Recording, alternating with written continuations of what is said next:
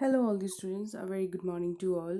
So in continuation to the digestive system, in the previous lecture we have discussed how the dietary carbohydrate, protein and fat are being digested by the microbial enzymes, and we have also seen what are the end products of those dietary carbohydrate, protein and fat.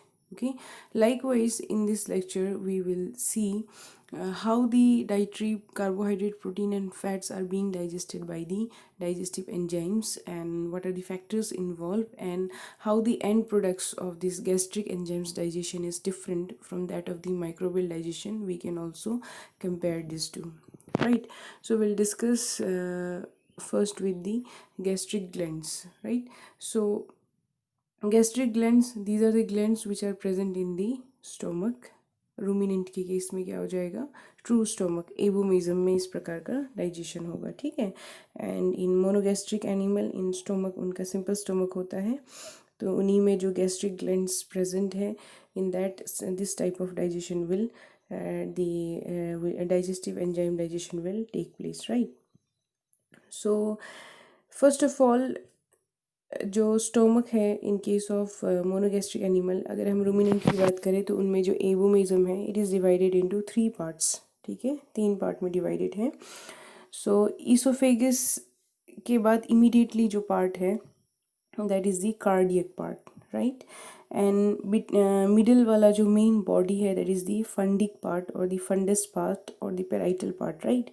और small intestine की तरफ stomach का जो part होता है, portion होता है, that is the pyloric part, okay. So stomach is divided into 3 part, the cardiac, the fundus which is the main body where the main glands are present, and the pyloric part, right, clear. Now cardiac वाला जो portion है stomach का, उसमें जो glands present हैं we call it cardiac glands, right. Cardiac glands जो हैं ये सिक्रीट करते हैं, कार्डियक स्टोमक के कार्डियक पोर्शन में जो ग्लैंड्स प्रेजेंट हैं ये ग्लैंड्स सिक्रीट करते हैं म्यूकस, ठीक हो गया, म्यूकस। फंडिक वाला जो पार्ट है, फंडस पार्ट जो है, उसमें जो ग्लैंड प्रेजेंट होते हैं उनको हम फंडिक ग्लैंड्स या पेराइटल ग्लैंड्स कहेंगे। ये फंडिक या पेराइटल ग्लैंड्स जो प्रेजेंट है ये सिक्रीट करते हैं HCl, okay, hydrochloric acid and pepsinogen, right, pepsinogen and HCl। Pyloric portion जो है, पाइलोरिक पोर्शन में जो ग्लैंड्स प्रेजेंट है we will call it the pyloric glands. These glands will secrete mucus and gastrin. Gastrin is the, हम endocrine system में पढ़ते हैं which hormone is gut hormones हम स्टडी करते हैं, तो कौन सा हार्मोन इंटेस्टाइन की कौन से पार्ट से रिलीज होता है, जैसे CCK स्मॉल इंटेस्टाइन से। Likewise gastrin is the hormone which is released from the stomach, okay। सो ये पार्ट्स समझ में आ गई, कौन से पार्ट में कौन से ग्लैंड्स और ये ग्लैंड्स कौन से फैक्टर्स रिलीज करते हैं, क्लियर। नाउ हम फंडिक ग्लैंड्स जो हैं, यानी कि जो फंडस वाला पोर्शन है, यानी कि जो मेन बॉडी है स्टोमक का, वहाँ पर जो फंडिक ग्लैंड प्रेजेंट है, इन ग्लैंड्स, ये जो ग्लैंड है ये 3 प्रकार के सेल्स से बने होते हैं, ठीक है, 3 प्रकार के सेल से बने होते हैं।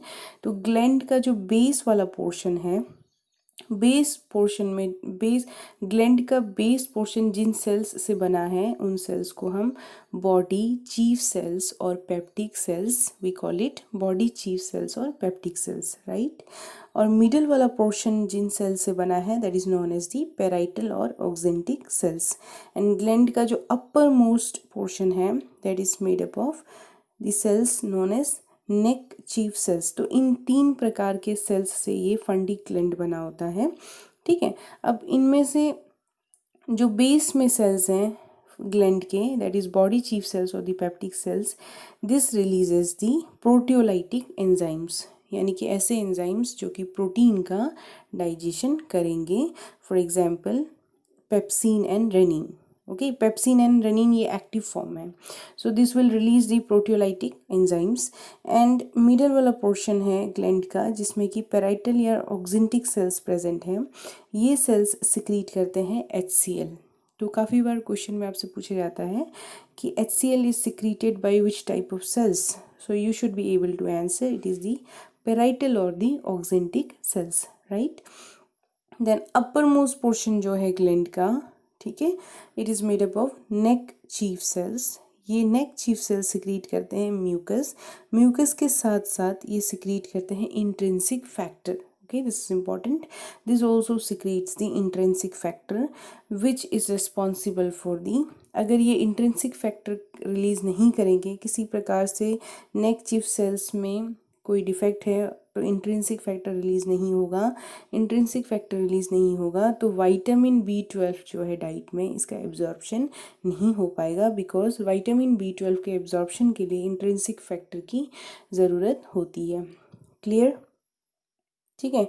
Next, pyloric glands. Pyloric gland में प्रेजेंट होता है आपका, जैसे कि पाइलोरिक ग्लैंड पेराइटल ग्लैंड जैसा ही है, उसमें भी बॉडी चीफ सेल्स प्रेजेंट होते हैं। जो ग्लैंड है it is made up of the body chief cells and the neck chief cells, but parietal cells जो कि सिक्रीट कर रहे थे HCl, ये प्रेजेंट इसमें नहीं होते हैं। ठीक है, इसमें बॉडी चीफ सेल्स प्रेजेंट हैं and neck chief cells present हैं, right, and also G cells present हैं। और ये जी सेल्स स्टोमक के पाइलोरिक रीजन में, पाइलोरिक ग्लैंड में जो जी सेल्स है ये सिक्रीट करते हैं the stomach hormone, that is the gut hormone, that is the gastrin, right. So this is clear कि स्टोमक में पोर्शंस कौन से होते हैं, कौन कौन से ग्लैंड्स प्रेजेंट होते हैं, और उन ग्लैंड में कौन से सेल्स हैं जिनमें से कौन सा फैक्टर रिलीज होता है। तो आपको इतना कॉम्प्लेक्स नहीं करना है, आपको सिंपल सिंपल ये समझना है कि stomach is divided into 3 part, cardiac, fundic और पेराइटल एंड दी पाइलोरिक। ठीक है, एंड बॉडी चीफ सेल्स या पेप्टिक सेल्स रिलीज करते हैं प्रोटियोलाइटिक एंजाइम, पेराइटल या ऑक्जेंटिक सेल्स रिलीज करते हैं HCl, नेक चीफ सेल्स जो हैं this secretes the mucus and intrinsic factor, right. इतना आपको ऐसे याद रखना है। नाउ अब इनके फंक्शंस, HCl का फंक्शन क्या है? HCl का फंक्शन ये है कि जो प्रोटियोलाइटिक एंजाइम्स रिलीज होते हैं these are in the inactive form, right. So pepsinogen जो है इनएक्टिव फॉर्म है, इस फॉर्म में ये प्रोटीन को डाइजेस्ट नहीं कर सकता है, इसीलिए जो है इसको एक्टिव फॉर्म में कन्वर्ट होना होता है, and the active form is the pepsin. तो पेप्सिनोजेन एक्टिव फॉर्म पेप्सिन में कन्वर्ट होता है in presence of HCl। Okay, so HCl is important for converting the proteolytic enzyme pepsinogen into the active form, that is pepsin. All right, so next is also renin is present। ठीक है, जो small जो young animals होते हैं like the calf, lamb या piglet, जब milk feeding stage में उनमें एक और प्रकार का प्रोटियोलाइटिक एंजाइम्स प्रेजेंट होता है, that is the rennin which is also known as chymosin और रेनिट। ये एक्टिव फॉर्म है। तो ये जो रेनिन है जब ये सिक्रीट होता है ये इनएक्टिव फॉर्म में होता है, प्रो रेनिन फॉर्म में होता है। ठीक है, तो इनको भी जो है एक्टिव फॉर्म में कन्वर्ट होना होता है अपना एक्शंस दिखाने के लिए। ठीक है, इनएक्टिव फॉर्म में ये प्रोटीन को डाइजेस्ट नहीं कर सकते, तो first it has to be converted into the active form, that is the rennin, then it will act on the protein. अब ये रेनिन जो है ये मिल्क प्रोटीन को डाइजेस्ट करता है। मिल्क में 2 प्रकार के प्रोटीन्स प्रेजेंट होते हैं, one is the casein which is the principal protein, and the other type of protein जो मिल्क में प्रेजेंट होते हैं उन्हें हम वे प्रोटीन्स कहते हैं। ठीक है, जो उनमें लेक्टाएल्बुमिन एंड लेक्टाग्लोब्युलिन्स प्रेजेंट होते हैं, these are the whey proteins. But ये रेनिन जो है मिल्क में जो मेन प्रिंसिपल प्रोटीन है दैट इज़ केसीन, उसको डाइजेस्ट करता है।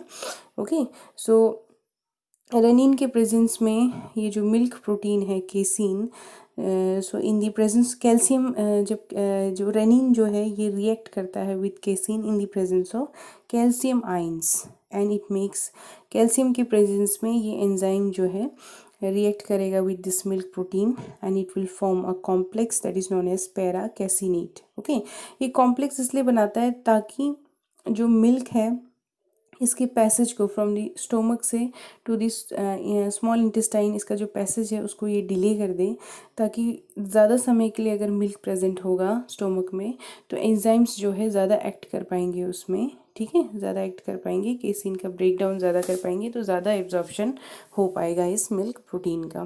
ठीक है जी। So gastric lipase is a enzyme which does the break down of the fat. So ये लाइपेस एंजाइम जो है फैट को ब्रेक कर देता है into fatty acids and glycerol, right. But ये लाइपेस एंजाइम जो है ये ऑलमोस्ट बहुत ही लो कंसंट्रेशन में प्रेजेंट होता है कार्निवोर्स में, like in dog, cat. Okay, dog and birds के गैस्ट्रिक जूस में lipase enzyme in the case of birds and ruminants, ठीक है। रूमिनेंट के केस में, रूमिनेंट में एवोमिज्म में एंड बर्ड्स में उनके स्टोमक में लाइपेस एंजाइम एब्सेंट होता है, ठीक है। यानी कि गैस्ट्रिक जूस में ये लाइपेस एंजाइम नहीं होता है।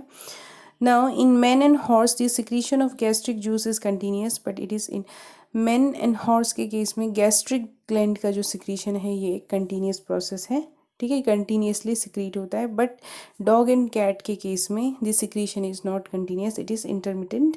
एंड फूड जब इनटेक करेंगे तब सिक्रीशन जो है, गैस्ट्रिक जूस का जो सिक्रीशन है ये इंक्रीज करता है, ठीक है। अब सिक्रीशन, जो गैस्ट्रिक ग्लैंड का सिक्रीशन है, इसके 3 फेज होते हैं, ठीक है। सिक्रीशन के 3 फेज होते हैं। सिफेलिक फेज यानी कि कब कब सिक्रीट करेगा गैस्ट्रिक जूस जो है, स्टोमक में जो गैस्ट्रिक ग्लैंड प्रेजेंट है ये अपने सिक्रीशन को कब कब रिलीज करेंगे, this depends on the cephalic phase, gastric phase and the intestinal phase, ठीक है। तो जब हम या कोई भी एनिमल उसको फूड को देखता है, फूड को देख कर या फूड के स्मेल से ही जब जैसे आपके साथ भी होता होगा, जब आप अगर फूड को देखते हैं या फूड के स्मेल से तो आपको भूख लग जाती है। अगर अच्छा फूड है तो उसको देख कर या फूड के स्मेल से ही भूख लग जाती है। तो इस टाइम पे देखने से और स्मेल से ही, फूड के सेंसेशन से जो है, जब गैस्ट्रिक ग्लैंड जो है गैस्ट्रिक जूस सिक्रीट करते हैं स्टोमक में, तो इसको सिफेलिक फेज कहते हैं, ठीक है। तो गैस्ट्रिक सिक्रीशन जो हो रहा है, 45% ऑफ द गैस्ट्रिक सिक्रीशन जो है सिफेलिक फेज की वजह से होता है, ठीक है। और ये देखकर, स्मेल से, फूड को टच करके जो गैस्ट्रिक सिक्रीशन रिलीज होता है, ठीक है, this is very well developed in the dog and also present in the pig के केस में। एनिमल की हम बात करें तो डॉग एंड पिग को फूड के स्मेल से ही और फूड को देख के ही उनको जो है गैस्ट्रिक सिक्रीशन स्टार्ट हो जाता है। गैस्ट्रिक फेज में जब फूड एंटर करेगा इनटू दी स्टोमक, फूड का स्टोमक में प्रेजेंट होने पे जब गैस्ट्रिक जूस का सिक्रीशन होता है, this is the gastric phase. इसके पीछे जो है मैकेनिकल स्टिमुलाई है एंड ह्यूमरल और हार्मोनल स्टिमुलाई है।